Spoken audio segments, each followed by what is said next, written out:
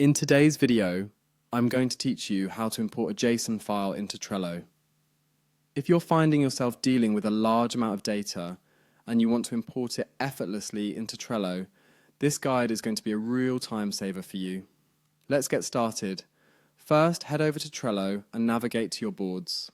Once you see the list of your boards, click on the one you'd like to work with. It's essential to choose the right board that you want the data to be imported into, as this will save you from any hassle later. After you've selected your board, look towards the right side of your screen where you can find a menu list. Click on Power-Ups. Think of Power-Ups as beneficial plugins or add-ons that extend the functionality of Trello, allowing you to achieve more than the standard board capabilities.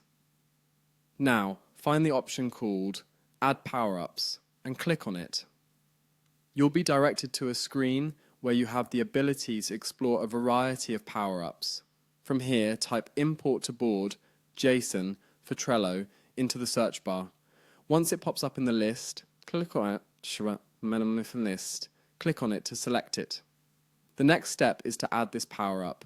There will be an Add button close to the name of the plugin.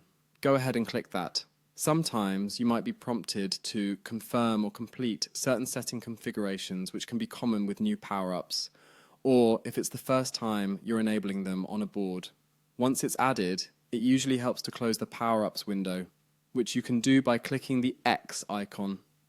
This action ensures that you are now back at your board's main view. Now, click on Power-Ups again from the board menu, and this time select Import to Board JSON for Trello. You'll notice an option to authorize with Trello. Click on that. This authorization allows the power-up to interact with your board, and you'll need to scroll down and click on Allow. This might sound a bit technical, but it's just a security measure to ensure the safety and integrity of your data. Having authorized, locate the import icon for this power-up. Click on it.